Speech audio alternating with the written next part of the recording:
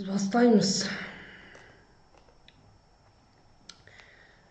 Қайырлы күн оқырмандар, сіздермен әдеттегідей Қосман Жұмабай ұстаздарыңыз. Бүгін бізде 7-ші сыныптың тақырыбы мектеп баспасы Қазтуған жыры. Жырау сүйініш ұлы. 15-ші ғасырда өмір сүрген жырау. Атақты жырау Қазтуған сүйініш ұлы шамамен 15-ші ғасырдың 20-30 жылдарында Еділ бойында дүниеге келген. Жыраудың өмірі туралы нақты деректер сақталмаған. Әкесінің аты Сүйініш, анасының аты Бозтуған. Қазтуған жырау туралы Мұрат Мөңкейұлының Қазтуған толғауында жырау ноғайлы заманның батыры ретінде суреттеледі. Демек, Қазтуған жырау би болумен қатар қолбасшы да болған. Жау жағадан алған қиын кезеңде Қазтуған елін аман сақтап қалу үшін жұртты бастап Еділ жайықтың қазақ жерінің күншығыс жағына ауған деседі. Мұның себебін жырау былай түсіндіреді. Менің бүйтіп қозғалақтап жүргенім аузы түкті кәпірдің күшті болған салдар-ай, қайта келер деймісің мұсылманның баяғы Шыңғыстан қалған хандар-ай. Жалпы Қазтуғанның қонысымен қоштасу жыры бар. Соны талдап өтсек.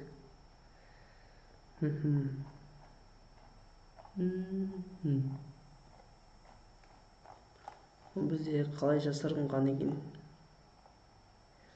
Бұл қоныстан кетпесең, мұны талақ етпесең, атаңа нәлет кәпірдің пайдасына қалмаса егет, ноғайлы қазақ жұртының кейінгі туған балдар-ай.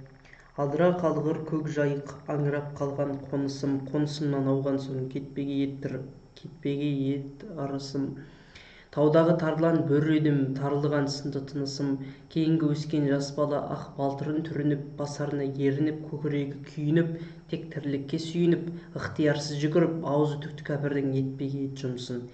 Бұл қоныстан кетпесең, мұны талақ етпесең, екеу сөйлесіп, бізден кейінгі өскен жас бала аузы түкті кәпірдің соқпас екен пайдасын. Пайдасына қалмаса егет, ноғайлы қазақ жұртымның кейінгі туған балдар-ай, боғыршынның жалғыз қырқаразуы, бөкеннің желіп өтер төрт сары. Бұғының ауыр қара мүйізі, бидайықтың жалғыз соғар қашағанның ұзын құрығы, ақ орданың тіреу сырығы, айдаса қойдың көсемі, сөйлесе тілдің шешені, арғымағын жаз жіберіп, күз мінген күз жіберіп, жаз мінген жазаласа, 2 жылда бір мінген жолдасын жолай іздеген, өзіне тиген дұшпанын қарт бурадай іздеген, мен қарға бойлы Қазтуған, қайғыланы бас барам ноғайлы қазақ еліммен. Қазтуғанның бейнесі бізде көшпенділер фильмінің трилогиясында жарық көреді. Фильм қарасаңыздар болады. Жалпы енді өлеңнің талдауына келсек, бізде тармақ 7 тармақтан 2-3 бунақтан және 8 буыннан тұрады екен. Бізде мысалға көптеген талдауды бастасақ, адыра қалғыр көк жайық, аңырап қалған қонысым дейді. Бұл жерде біз нені байқаймыз? Әрине, алғашқы дауыссыз дыбыстардың қайталануы, ол бізде ассонанс.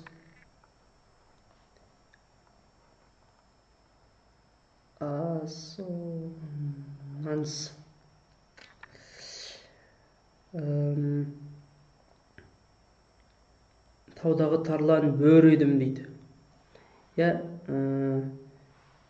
Бір Махамбеттей жырлап, 2 тарлан бөр едім, таудағы тарлан бөр едім дегеніміз метафораға жатады.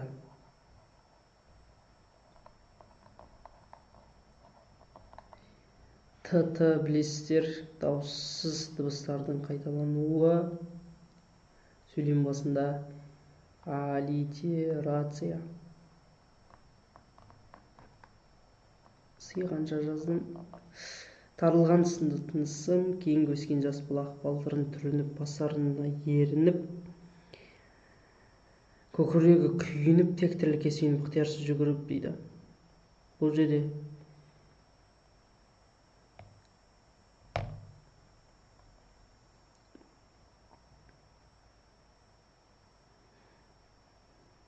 Ақ балтырын, бұл жерде нені байқаймыз? Ақ балтырын түріні басарына ерініп, көкірегі күйініп, тек тірлікке сүйініп, ықтиярсыз жүгіріп, аузы түкті кәпірдің етпеген жұмыс. Яғни бірінен соң бірі үсті-үстіне жалғанған оқиға желісі. Бұны не деп атаймыз? Әрине градация, дамыту.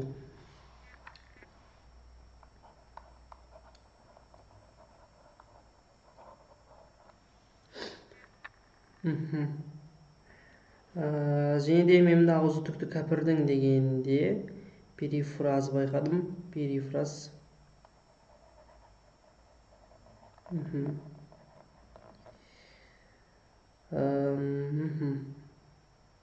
Метонимия, талақ, яғни қоштасу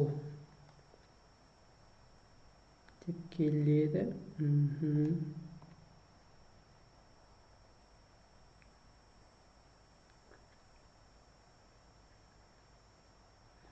Мұны талақ етпесең дегенде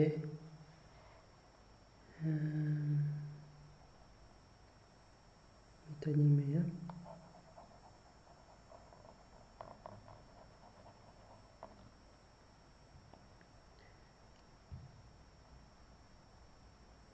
Буыршынның жалғыз қырқар азуы. Не деп ойлайсыздар? Буыршынның жалғыз қырқар азуы бөкенің жиілеп өтер 4 саны. Басына әрине аллитерация, дауыссыз дыбыстар. Және қырқар азуы 4 саны қара мүйізі. Жалғыз соғары, ұзын құрығы, тіреу сырығы, қойдың көсемі, тілдің шешені бісе. Әрине метафоралар мен эпитеттер. Қырқар азуы, 4 саны, қара мүйізі, жалғыз соғары, ұзын құрығы, тіреу сырығы, қойдың көсемі, тілдің шешені. Метафора, эпитет.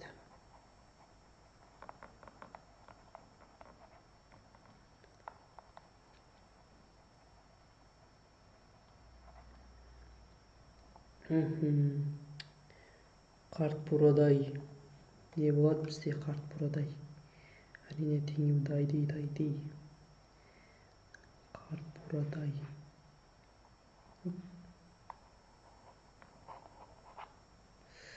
Теңеу.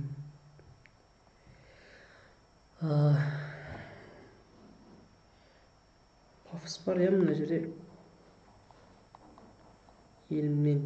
Жалпы өлеңде нені байқаймыз? Өлең мазмұнына келсек, Қазтуған өзінің туған жерінен қайғыланып асып бара жатқан көрініс көрсетеді.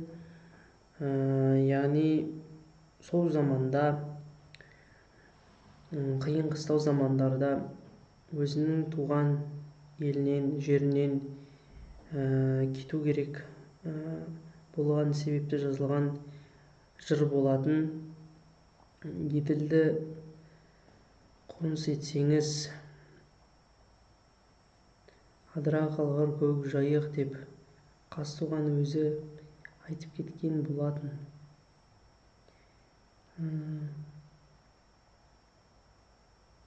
Жер суаттарын байқадық.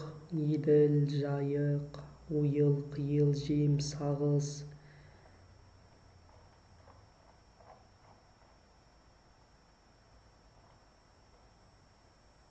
Елді алса елді алар, енді алмаған не қалар? Жайықты алса жанды алар, жанды алған соң не қалар?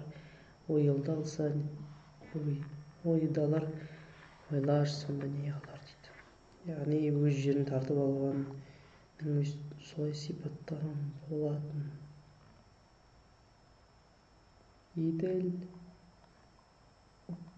жайықты алса жанды алар, ойылды алса ойлар сонда не қалар? Риторикалық сұрақ.